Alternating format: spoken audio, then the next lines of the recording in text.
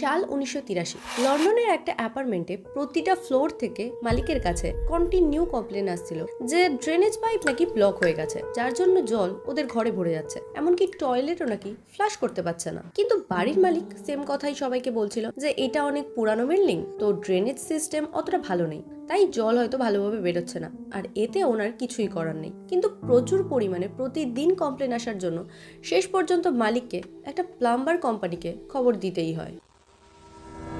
Mic নামের একটা ছেলেকে পাঠায় কোম্পানি থেকে যে দেখো গিয়ে কি প্রবলেম হচ্ছে। মাইক আসতেই তো বিল্ডিং এর লোকেরা ওকে ছেকে ধরে বলতে শুরু করে যে কি প্রবলেম হচ্ছে, যেটাই মাইক আর টাইম নষ্ট না করে সোজা বিল্ডিং এর পেছনে যে চেম্বার ছিল সেখানে যায় আর চেম্বারের ঢাকনাটা খোলে। আর ঢাকনা খুলতেই লাইট মেরে দেখে ওখানে অনেক চুল, ছোট ছোট কাগজের টুকরো, ন্যাপকিন এইসবই ভরেছিল। প্রথমে এগুলো দেখে মাইক ভাবে এগুলোই হয়তো জল আটকানোর কারণ, তার জন্য ওর হাতে গ্লাভসটা পরে আর তারপরে হাত দিয়ে ওগুলো বের করে ফেলছিল বালতির মধ্যে। অনেকটা নোংরা মাইক বের করার পরে ওর হাতটাকে পুরোটা এবার চেম্বারের মধ্যে ঢুকিয়ে দেয়। তবে চেম্বারের মধ্যে যত ভেতরেও হাত ঢোকাচ্ছিল ওর হাতে কেমন একটা আলাদা রকম ফিল হচ্ছিল, যে নর্মালি ও এত বছর ধরে কাজ করেছে সেখানে এরকম নোংরা ও দেখেনি। ও বেশ কিছুক্ষণ হাতটাকে ভালো করে এদিক ওদিক দেখার পর ওর একটু মনে হয় যে জিনিসটা একটু নরম আর তার সাথে হাড় টাইপের কিছু আছে। যত সম্ভব ওর মনে হচ্ছিল মাংস আর ছোট ছোট হাড়ের টুকরো ওখানে পড়ে আছে, কিন্তু ওর একার পক্ষে ওই জিনিসটাকে টেনে বের করে আনা সম্ভব হচ্ছিল না। আর এটাই মেন কারণ পুরো পাইপ জ্যাম হওয়ার, সেটাও বুঝতে পারছিল। তাই ও ঠিক করে কাল সকালবেলা সুপারভাইজারকে নিয়ে এসেই ও পরিষ্কার করবে। পরের দিন মাইক ওর সুপারভাইজারকে নিয়ে আনে আর তারপরে যে চেম্বারের যে ঢাকনাটা সেটা খোলে। তবে চেম্বারের ঢাকনা খুলতেই ওরা তো অলরেডি জানে যে কি হয়েছে, তার জন্য মাইক ওর হাতটা পুরো ঢোকায়, কিন্তু ঢোকাতে ও দেখে পুরো পরিষ্কার পাইপটা। কালকের রাতে যে চেম্বারটা এতটা ভরেছিল সেটা হঠাৎ আজকে সকালবেলা ফাঁকা হয়ে গেছে। তো এটা দেখে মাইক কিন্তু বেশ অবাক হয় যে ব্যাপারটা কি হলো। কিন্তু ওর যে সুপারভাইজার ছিল সে বলে, আরে বাবা পরিষ্কার হয়ে গেছে তো ভালো, আমাদের কি, আমরা জাস্ট একবার চেক করে দিয়ে চলে যাই। আর এরপরে ওরা সবার পাইপ চেক করতে শুরু করে ওই বিল্ডিংয়ের। কোনো অ্যাপার্টমেন্টের পাইপে ওরা কোনো নোংরা পায় না, শুধুমাত্র একটা অ্যাপার্টমেন্ট বাদে, অ্যাপার্টমেন্ট নাম্বার 23। মাইক আর ওর সুপারভাইজারের কোনো আইডিয়া ছিল না এবার ওরা যে অ্যাপার্টমেন্টটা চেক করতে যাচ্ছে সেটা কিছুদিনের মধ্যেই হিস্ট্রি তৈরি করবে। আর এটাই সেই অ্যাপার্টমেন্ট যে অ্যাপার্টমেন্টের পাইপলাইন থেকে সেই মাংস জাতীয় যে জিনিসটা সেটা পুরো পাইপলাইনকে ব্লক করছিল। ফার্স্ট থেকেই মাইকের এই বিষয়টা কেমন একটা গোলমেলে লাগছিল, কারণ মাংসের মতো কিছু নোংরা আর এক রাতেই রহস্যময়ভাবে এই পাইপটা কেউ পরিষ্কার করেছে, আর সেই মাংস জাতীয় জিনিসটাই অ্যাপার্টমেন্ট নাম্বার 23-এর পাইপে পেল। তাই ওরা এই পরিষ্কারের কাছ থেকে হাত তুলে নেয় যে আমরা এই পাইপলাইন পরিষ্কার করতে পারবো না। ওরা সাথে সাথে বাড়ির মালিকের সাথে দেখা করে আর বলে কি হয়েছে, যেটাই মালিক বেশ ভয় পেয়ে যায় আর সাথে সাথে পুলিশকে কল করে। পুলিশ এসে বিষয়টা দেখে এবং পাইপের মধ্যে যে মাংসের টুকরো ছিল সেটা নিয়ে টেস্ট করতে পাঠিয়ে দেয় যে এটা কিসের মাংস চেক করো। আর পরের দিনই ফরেন্সিক রিপোর্ট চলে আসে। আর ফরেন্সিক রিপোর্ট আসার পরেই পুলিশের সন্দেহ ঠিক হয়, এটা কোনো নর্মাল মাংস নয়, এটা মানুষের মাংস ছিল। আর এই মাংসটা কোনো একটা মানুষের ঘাড়ের হাড় আর মাংস ছিল। এটা দেখা মাত্রই পুলিশ সাথে সাথে অ্যাপার্টমেন্ট নাম্বার 23-এ পৌঁছে যায় আর দরজা ধাক্কা দেয়। ঘরের দরজাটা যখনই খোলে একটা খুবই বাজে একটা স্মেল ওই ঘর থেকে বেরিয়ে আসে, যেটাই পুলিশ যারা ছিল তারা তো একটু পিছিয়েই আসে। এমনকি ওই পুলিশদের মধ্যে দুজন পুলিশ তো বমিও করতে শুরু করে, মানে এত বাজে গন্ধ ছিল। যে দরজাটা খুলেছে সে 35 থেকে 40 বছরের এক লোক ছিল, যার নাম ছিল ডেনিস নিলসন। ডেনিস দরজা খোলা মাত্রই পুলিশদেরকে ডেনিস সাথে সাথে জিজ্ঞাসা করে যে আপনারা এখানে কি করছেন। পুলিশ বলে আপনার এই অ্যাপার্টমেন্টের পাইপলাইনে আমরা মাংসের টুকরো পেয়েছি, তাও আবার মানুষের। এটা শুনে ডেনিস বলে কি এটা কি করে হতে পারে, এরকম কিছুই হতে পারে না, আপনারা ভুল করছেন। আর ডেনিস এটা নিয়ে কিন্তু প্রথমে কিছুক্ষণ কথা ঘোরাচ্ছিল, তবে এরপরেই পুলিশ আবার জিজ্ঞাসা করে যে পুরো বডিটা কোথায় আছে, যেটা এবার ডেনিস ওর হাতটাকে ওর বেডরুমের দিকে দেখায় আর বলে ওই বেডরুমের মধ্যে একটা আলমারি আছে, ওই আলমারিতেই দুটো কালো প্লাস্টিক আছে যার মধ্যেই পুরো বডিটা আছে। আর এটা শোনার পর ডেনিসকে পুলিশরা আবার জিজ্ঞাসা করে যে ডেনিস তোমার ঘরে কি আর কোনো বডি আছে। এবার ডেনিস ওর ছাদের দিকে বারবার তাকাচ্ছিল আর তারপরে একটা লম্বা নিঃশ্বাস নেয় আর নিয়ে বলে এই ছাদে একটা কবরস্থান আছে, তোমাদের ওখানে না যাওয়াই ভালো। যেটাই পুলিশরা বলে মানে ওখানে কি রাখা আছে। এবার ডেনিস পুলিশদেরকে ঘরের ভেতরে আসতে দেয় আর ঘরের ভেতরে আসা মাত্রই পুলিশরা যখন ছাদের দিকে তাকায় দেখে পুরো ছাদটা রক্তে ভরে আছে আর এমনকি কিছু কিছু জায়গা থেকে রক্তের ফোঁটা টপ টপ করে পড়ছে, যেটা দেখে পুলিশদের পায়ের তলা থেকে মাটি সরে যাওয়ার অবস্থা। ডেনিসকে ওরা আবার জিজ্ঞাসা করে এগুলো কে করেছে। ডেনিস এবার হঠাৎ করে জোরে জোরে হাসতে শুরু করে আর বলে ওপরে 15 থেকে 20টা লাশ ইজিলি পেয়ে যাবে। পুলিশ এটা শুনে ডেনিসকে জিজ্ঞাসা করে তুমি কে আর এগুলো কেন করেছো। ডেনিস তখন আস্তে করে বলে এটা অনেক বড় ঘটনা, আমি তোমাদেরকে এসব বলে নিজের মন পুরো হালকা করতে চাই, কিন্তু তোমরা কি শুনতে পারবে আমি যা বলবো। পুলিশ বলে তুমি যা বলার আছে বলো, কিন্তু ডেনিস বলে না এখানে বলবো না, আমি যা বলার পুলিশ স্টেশনে গিয়ে বলবো। আর এটার পরে পুলিশ স্টেশনে ধরে নিয়ে যাওয়া হচ্ছিল ডেনিসকে। গাড়ির মধ্যে ডেনিস কন্টিনিউয়াস জোরে জোরে হাসছিল আর ও বলছিল যে এত আস্তে আস্তে গাড়ি চালাচ্ছ কেন, আরো জোরে চালাও, আমি এই গল্পগুলো বলার জন্য খুবই আগ্রহী। ওর খুশি নাকি ওই গাড়ির মধ্যে ও ধরেই রাখতে পারছিল না। তারপর পুলিশ স্টেশনে পৌঁছে গাড়ি থামে আর ওকে নামানো হয়, কিন্তু ও তখনও জোরে জোরে হাসছে। দুজন পুলিশ ওকে ধরে ভেতরে নিয়ে যায়।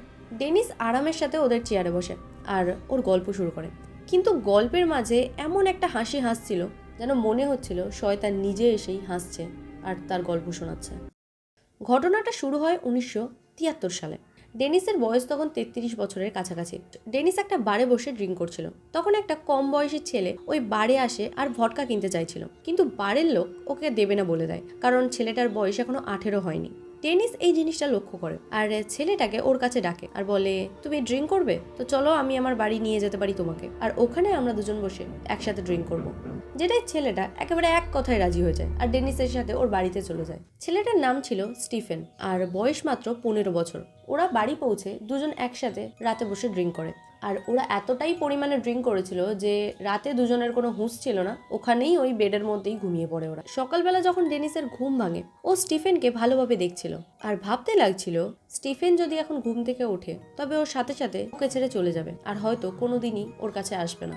আর এই ব্যাপারটা কিন্তু ডেনিসের একদম ভালো লাগে না। তখন ডেনিসের চোখ পড়ে স্টিফেনের টাইয়ের ওপর। ও সাথে সাথে ওঠে আর টাইটাকে স্টিফেনের গলায় ভালো করে বেঁধে দেয় আর তারপর গায়ে যতটা জোর ছিল টাইটাকে ততটা টাইট করার চেষ্টা করছিল। তবে ওর যেহেতু লাগছিল ও ছটফট কিছুক্ষণ করছিল, কিন্তু তারপরে স্টিফেন আর বেশি নড়াচড়া করতে পারে না। আর এটা তো নর্মাল ব্যাপার, 15 বছরের একটা ছেলে, সেখানে 33 বছরের একটা লোক যদি তার উপরে এটা করে তো নর্মালি স্টিফেন নিজেকে বাঁচানোর জন্য কিছুই করতে পারে না, কিন্তু মারা যায় না। ডেনিস ভাবে যে আদৌ স্টিফেন মারা গেছে কি, আর এটা কনফার্ম করার জন্য ও এক বালতি জল আনে আর সেই জলের মধ্যেই স্টিফেনের মুখটা ডুবিয়ে দেয় যতক্ষণ না ও মারা যায়। আর মারা যাওয়ার পর ডেনিস স্টিফেনকে সোফার উপর বসায় আর ও বসে হাসতে থাকে যে স্টিফেন আর ওকে ছেড়ে যাবে না। আর তারপরে কফি বানাতে চলে যায়। ডেনিস কফি বানিয়ে এনে একটা সিগারেট ধরায় আর সিগারেটটা ও নিজেও খায় আর তার সাথে স্টিফেনের মুখেও ধরছিল ওকে খাওয়ার জন্য। ডেনিস পুলিশকে এটাও বলে আমার তখনও অবধি স্টিফেনকে দেখে মনে হচ্ছিল ও আমার সামনে জ্যান্ত বসে আছে, ওকে দেখে মনে হচ্ছিল ও আমার দিকেই তাকিয়ে আছে। এটা আমার কাছে একটা অদ্ভুত এক্সপিরিয়েন্স ছিল। ডেনিস আরও বলে ও নাকি ওর সাথে কন্টিনিউ কথা বলে যাচ্ছিল, যত ওর মনের কথা ছিল ও নাকি সব স্টিফেনকে শেয়ার করছিল। শুধু তাই নয়, এরপরে ও স্টিফেনকে স্নানও করায় আর স্নান করানোর পরে ওকে একটা ভালো জামা পরায় আর তারপরে ওকে বিছানায় শুয়ে দেয় আর নিজেও শুয়ে পড়ে। এরপর ডেনিস রিয়েলাইজ করে ওর জীবনটা আর আগের মতো নেই, স্টিফেনের সাথে ওর জীবনের একটা নতুন অধ্যায় শুরু হয়েছে। তবে এটাও ভেবে ডেনিস খুব খুশি হচ্ছিল যে স্টিফেন আর ওকে কখনো ছেড়ে যাবে না, সারা জীবনই ও ওর সাথে থাকতে পারবে। যখন ডেনিস বিছানায় শুয়ে পড়ে ওর তখন মনে হয় স্টিফেনের বডিটা কোথাও সরাতে হবে, ওর বাড়িতে যদি কেউ চলে আসে তখন তো ও ধরা পড়ে যাবে। তার জন্য ডেনিস এবার বাজারে যায় আর একটা কাটার মেশিন কিনে আনে আর তারপরে ওর বডিটা কাটতেই যাবে তখন ওর খুব ঘুম পায়, তাই ও একটা ছোট ন্যাপ নেওয়ার জন্য সাথে সাথে শুতেও চলে যায়। পরের দিন সকালে উঠে ডেনিস স্টিফেনকে সোফাতে বসায় আর তারপর স্টিফেনের সাথে বসে অনেকক্ষণ টিভি দেখে। আর এরপর ও এমন ভাব করছিল যেন কিছুই হয়নি, কিন্তু তারপর ওর আবার মনে হয় স্টিফেনকে লুকাতে হবে, তাই ও নিজের ঘরের মেঝের দিকে খেয়াল করে ওখানে একটা কাঠ উঠেছিল, যেটা ও সরায় আর দেখে নিচে অনেকটা বেশ জায়গা আছে, তাই ও ঠিক করে স্টিফেনকে এখানেই রাখবে। তাই ও কিছু আর না ভেবে ওর মধ্যে স্টিফেনকে ঢুকিয়ে দেয় আর তারপরে ও বেশ রিল্যাক্সের সাথে 1 সপ্তাহ কাটায়। তবে ওর আবার স্টিফেনের কথা মনে পড়ে, তার জন্য ও ওখান থেকে ওকে আবার বের করে। স্টিফেনের বডি আগের থেকে অনেকটাই নষ্ট হয়ে গেছে, কিন্তু তাও ওর কিছু যায় আসে না। স্টিফেনকে স্নান করায় আর সেই যে স্নান করা যে জলটা সেই জলেই ডেনিসও চান করে আর তারপর ওর সাথে খাওয়া দাওয়া করে আর ওর সাথে অনেকক্ষণ গল্প করে। তারপর ডেনিসের মনে হয় যে স্টিফেন অনেকক্ষণ ওর সাথে আছে, তো ওকে আবার সেই জায়গাটায় ঢুকিয়ে দেয় আর কাঠগুলো আবার চাপা দিয়ে দেয়। এইভাবেই কিন্তু 7 মাস কেটে গেছিল। স্টিফেনের শরীরটা তো পুরো পচে গেছে এখন। ডেনিসের মনে হয় দেহটা এবার পুড়িয়ে ফেলবে, তাই স্টিফেনকেও বার করে ওর পাশে বসায় আর তারপর ও অনেকক্ষণ গল্প করে আর তারপরেই ওদের অ্যাপার্টমেন্টের পেছনে গিয়ে স্টিফেনের দেহটাকে পুড়িয়ে দেয়। এই পুরো ঘটনা ঘটার পর ডেনিসের আলাদাই একটা ফিলিং হয়, আর ওর শরীর কেমন একটা জোর চলে আসে, কারণ ও একজনের সাথে এরকম কিছু করেছে অথচ ধরা পড়েনি। তো ডেনিস ভাবে ও এরকম ভাবে আরও কিছু করতে পারে, আর এরপর থেকে একটা নয়, দুটো নয়, তিনটে নয়, 15 জনের সাথে এরকম সেম কাজ করতে থাকে। প্রথমে গলায় টাই বাঁধে আর তারপর জলে মুখ ডুবিয়ে মেরে ফেলতো, আর এইভাবে নিজের ঘরটাকে পুরো কবরস্থান বানিয়ে ফেলে। কিন্তু এই সাইকো ডেনিস আলাদাই একটা জিনিস করতো। ও যে নতুন ছেলেটাকে মারার জন্য নিয়ে আসতো, আগের যাকে যেভাবে মেরেছিল সেই গল্পটা আগে ওকে শোনাতো, তারপরে ওর খুনটা করতো। এইভাবে সব লাশগুলোকে মাসের পর মাস কখনো আলমারিতে, কখনো সোফার পেছনে, আবার কখনো খাটে। শুধু তাই নয়, যখন ওর ইচ্ছা হতো ও সেই লাশগুলোকে বের করতো আর তাদের সাথেই সময় কাটাতো, আর তারপর আবার একই জায়গাতে রেখে দিত। ডেনিস পুলিশকে বলে ওর লাশ দেখতে নাকি খুব ভালো লাগতো, ওকে নাকি লাশগুলো অ্যাট্রাক্ট করতো, তাই ও এই কাজগুলো খুব ইজিলি করতে পারতো। তবে 1983 সালে ওর আস্তে আস্তে মনে হতে থাকে এই লাশগুলোকে এবার কিছু করতে হবে, নয়তো খুব তাড়াতাড়ি ও ধরা পড়ে যাবে। আর ঘরের মধ্যে প্রচুর বিচ্ছিরি গন্ধও হচ্ছিল, তাই ও লাশগুলোকে অল্প অল্প করে কেটে ফ্ল্যাশ করতে শুরু করে, যেটা ড্রেন হয়ে পাইপে আটকাতে শুরু করছিল। এরপরে মাইক যখন আসে, ওখানে তো ছোট ছোট মাংসের টুকরোও পায়, আর পরের দিন সুপারভাইজারকে নিয়ে যখন আসে তখন সেগুলো পায় না, কারণ ডেনিস অলরেডি মাইকের কথা শুনে নিয়েছিল। তার জন্য ডেনিস পাইপটাকে ওই দিন রাতেই পরিষ্কার করে ফেলেছিল। তবে ওর যে ঘরের পাইপটা ছিল সেটা আর পরিষ্কার করে না, কারণ ভেবেছিল মাইক মেন যে পাইপটা সেটা পরিষ্কার দেখলে আর হয়তো এদিকে আসবে না। এত কিছু হয়েছে এটা শোনার পর পুলিশ তো ওকে নর্মালি কোর্টে তোলে, আর যে জাজ ছিল সেও এসব শুনে অবাকই হয়েছিল যে লাশের সাথে এত কার ভালোবাসা থাকে। তবে কোর্টে ডেনিস নিজেই বলেছিল যে ও যেটা করেছে সেটা ভুল, কিন্তু ওদেরকে ওর কাছে রাখার জন্যই এটাও করেছিল। ডেনিস কোর্টে এটাও বলেছিল যে ও যেগুলো করেছে এটার জন্য ওর সাজা হওয়া দরকার, কারণ ও ধরা পড়েনি বলেই ও এতগুলো সাধারণ মানুষের জীবন নিতে 10 বার ভাবেনি। ও ধরা পড়েনি বলেই ওর যে চাহিদাটা সেটা কন্টিনিউ বেড়ে যাচ্ছিল, আর এটার জন্য ওর শাস্তি হওয়া দরকার। প্রায় 16টা খুন করার জন্য ওর যাবজ্জীবন কারাদণ্ড হয়। 2018 সালে 72 বছর বয়সে ডেনিস জেলেই মারা যায়। তবে ডেনিস এতটা সাইকো হলো কেন? ডেনিসের সাইকো হওয়ার পেছনে মেন কারণ হচ্ছে ওর ফ্যামিলি। ডেনিস 1945 সালে জন্মায়। ওর বাবা একজন আর্মিতে কাজ করতো, আর ওর মা নর্মাল একটা মাছ ধরা ফ্যামিলি, সেরকম ফ্যামিলি থেকে বিলং করতো। মানে ডেনিসের গ্র্যান্ডফাদার সমুদ্রে মাছ ধরতে যেত। তো ডেনিস যখন হয় তার কিছুদিনের মধ্যেই ডেনিসের বাবা মার ডিভোর্স হয়ে যায়, আর এই ডিভোর্সের পর ডেনিসকে ওর মা ওর মামার বাড়িতে নিয়ে চলে আসে। ডেনিস ওর গ্র্যান্ডফাদারের কাছেই বেশি থাকতো, মানে ওনার সাথেই ওর অ্যাটাচটা খুব বেশি ছিল। তবে ওর মা কিছুদিনের মধ্যেই একটা নতুন বিয়ে করে নেয়, আর বিয়েটা করার পর যে নতুন হাজব্যান্ড ছিল সেখানে ওর 6টা বেবি হয়। আর ওই 6টা বেবির জন্য ডেনিসকে কিন্তু ওর মা অতটা ভালো করে দেখার টাইমই পেত না, আর অনেকটা এজ গ্যাপের জন্য ডেনিসও ওই 6টা বাচ্চার সাথে অতটা কানেক্ট করতে পারতো না, তাই প্রায় টাইম ওর দাদুর কাছেই থাকতো। ডেনিসের দাদুই ছিল যে ডেনিসকে খুব ভালোভাবে বুঝতো, তার জন্য ডেনিস ওর দাদুকে সব কিছু বলতো। কাছের মানুষ বলতে গেলে ওর একজনই ছিল, কিন্তু ডেনিসের দাদু মাঝে মাঝে প্রায় 1-2 মাসের জন্য সমুদ্রে মাছ ধরতে চলে যেত, আর এটা কন্টিনিউ হতো। আর সেই টাইমটা ডেনিস কিন্তু পুরো একা হয়ে যায়। ডেনিসের গ্র্যান্ডফাদার একটা টাইমে ওর মাছ ধরতে গেছিল, আর অনেক দিনই বাড়ি ফেরেনি। তবে ডেনিস এরকম একদিন স্কুল থেকে যখন বাড়ি ফেরে ওর মা দেখে ওখানে বসে আছে।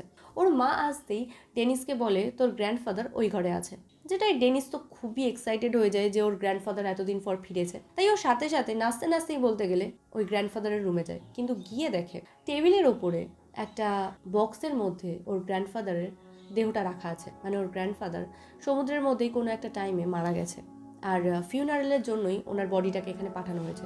ডেনিস যেহেতু যে আনন্দটা নিয়ে গেছিল, আর ওইখানে ওই মৃত্যুটাকে দেখে ওর যে শকটা লাগে সেটার জন্য ও ওখানেই পুরো চুপ হয়ে যায়। আর একটা কথা বলা হয়নি, ডেনিস ছোটোবেলা থেকেই খুব শান্ত স্বভাবের ছেলে ছিল, আর ইন্ট্রোভার্ট টাইপের, কারোর সাথে অত কথা বলতে পছন্দ করতো না, শুধুমাত্র একজনের সাথেই কথা বলতো, মানে ওর গ্র্যান্ডফাদার মারা গেছে এই শোকটা তো ও নিতে পারেনি, আর তাছাড়া ও এমনিতেই ছোট ছিল, তো ওর মার ওখানে দরকার ছিল ওকে সামলানোর, যেটা ওর মা করেনি। মানে ওর মা কী ধরনের মা আমি জানি না, যে নিজের ছেলেকে তো এতদিন দেখেও নি ঠিক করে, আর যখন গ্র্যান্ডফাদার মারা যাচ্ছে, মানে তার কাছের যে একজন মারা যাচ্ছে তাকে এরমভাবে দেখার জন্য ওকে পাঠিয়ে দিতে পারে। ডেনিস এরপরে আস্তে আস্তে বড় হয়। ওর স্কুল কমপ্লিট করার পর ও কিছু বছর পর আর্মিতে জয়েন করে, কিন্তু আর্মিতেও ওর তেমন কোনো একটা বন্ধু হয় না। কিছু বছর পর লন্ডনে আসে, আর এখানেই ওর সাথে একটা ছেলের যোগাযোগ হয় যার নাম ছিল ডেভিড। ডেভিড কিছুদিনের মধ্যেই ওর খুব ভালো বন্ধু হয়ে যায়, তার জন্যই ওরা একটা প্ল্যান করে যে ওরা দুজন একটা অ্যাপার্টমেন্ট নেবে। আর লন্ডনের যে অ্যাপার্টমেন্টে এই ঘটনাটা ঘটে, এটা আসলে ডেভিড আর ডেনিস একসাথেই থাকার জন্য নিয়েছিল। ডেভিড আর ডেনিস বেশ ভালো বন্ধু ছিল, যেহেতু ডেনিস নিজের মনের কথা খুব ইজিলি ওকে শেয়ার করতে পারত। ও সেই যে ফ্যামিলি থেকে যে দূরে যে ব্যাপারটা, যে এত বছর ওর কেউ তেমন কাছের ছিল না বা দেখার ছিল না, সেখানে ডেভিড ওকে যে দেখাশোনা করছে বা ওর সাথে এত টাইম স্পেন্ড করছে, ওটা ওর খুব ভালো লাগতো। কিন্তু 18 মাস পরে ডেভিডও ওখান থেকে চলে যায়, আর ডেনিস এবারে আবার একা হয়ে যায়। আর এই যে একাটা হয়েছিল, যখন ওর গ্র্যান্ডফাদার ছেড়ে গেছিলো সেই টাইমের মতো ওর হয়ে গেছিলো। তো এইভাবেই ও একদিন স্টিফেনকে পায়, মানে ও বারে ড্রিঙ্ক করতে গেছিলো, সেই টাইমে স্টিফেনের সাথে ওর দেখা হয়। আর তারপরে তো যা হয়েছে সবই জানো। এই যে কেসটা এখানে নর্মালি দেখাচ্ছে যে আমাদের মধ্যে অনেকেই আছে যারা এরকম ফ্যামিলি থেকে একটু দূরে মানে ফ্যামিলির সাথে আমাদের অত ভালো হয় না, তো আমরা বাইরে লোকেদের সাথে বেশি পরিচয় করতে চাই। তবে এটা একদম উচিত নয়, কারণ কার মোটিভ কী আমরা কেউই জানি না। ডেনিসের মতো আমাদের আশেপাশে অনেকেই আছে যারা এরকম করতেই পারে। তাছাড়াও সোশ্যাল মিডিয়ার যুগ সেটা ছিল না, কিন্তু তাও এটা হয়েছিল।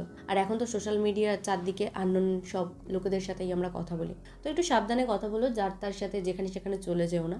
নিজেও সেফ থাকো, নিজের ফ্যামিলিকেও সেফ রাখো, আর অবশ্যই খুশি থেকো। আর আজকের মতো এখানেই, বাই।